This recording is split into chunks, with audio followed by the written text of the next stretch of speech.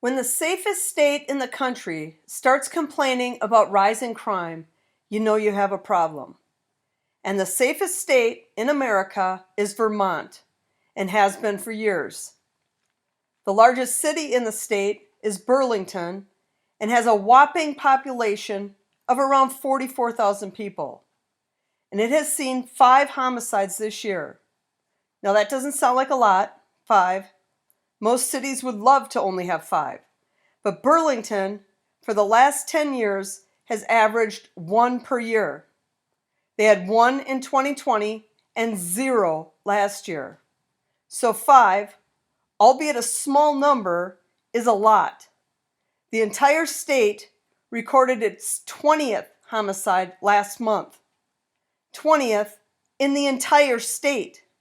Chicago has that many every 10 days or so. But Burlington did what all liberal cities did after the summer of Floyd and defunded their police department, going from 105 police officers down to 74, resulting in their highest homicide rate since 1960, a year which also saw 5 homicides. The city then partially refunded the police department, allowing them to hire up to 87 officers. But the damage had already been done. Between the initial defunding and the officers just leaving the force, as of last month, they are operating with only 62 officers. The damage the city caused with its defunding of the police and their anti-police sentiment will take years to rebuild back to where it was. It's not only homicides that are up. The city had 25 reported shots fired incidents. That was as of about a month ago. Last year, there were 13 for the whole year, and in 2020, they saw only 11. Before the pandemic, the entire year of 2017 saw only 1 shots fired call. So although again, 25 isn't a big number, it's a lot higher than the 1 they used to see a year. The population of Burlington is roughly 86% white, and the population of Vermont is 95% white.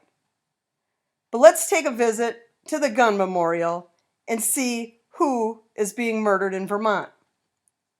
Here are pictures of 18 of the homicide victims this year in Vermont, in the whole state, in a state that is 1.1% black. 3 of the victims there's not a photo for. So we'll just look at the 15 with photos. And in a state that's 95% white, only 5 of the victims are white. That's 33%. 9 are black and 1 is Hispanic. So 9 out of 15 are black, or 60%. 60% of the homicide victims in a state with a black population of 1.1%. So assuming that like-colored people kill other like-colored people, as they say, then 1.1% of the population of Vermont is committing 60% of the murders in the state. 1.1% committed 60% of the murders. And the 4 from Burlington are all black. So 100% of the 4 were black. I believe the 5th homicide in Burlington was a stabbing. So the city has roughly 44,000 people, and 4.9% would be around 2,100 people, meaning if you're black and living in Burlington, your odds of being murdered are around 1 in 525. These are the gun memorial pics going back to 2013 for Burlington. The first 4 are this year, none for 2021, 1 in 2020, 1 in 2019, 2 in 2015, 1 in 2014, and 1 in 2013. And you have to go all the way back to January 3rd of 2015 to get to a white person.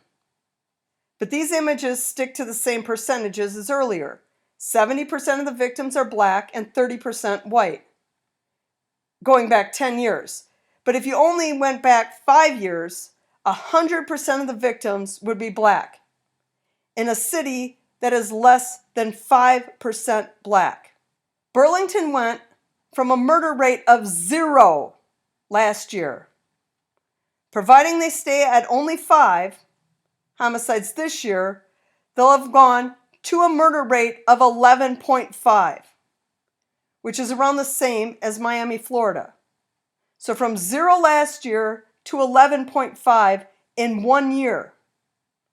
It is clear our country is heading in a bad direction when the safest state is now being affected by this human violence.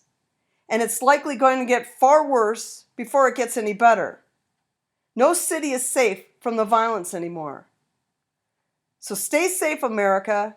Keep your head on a swivel and remember, a bullet can travel over a mile unimpeded. So keep dodging those strays till these shooters get better aim. Thanks for watching, and I'll catch you on the next one.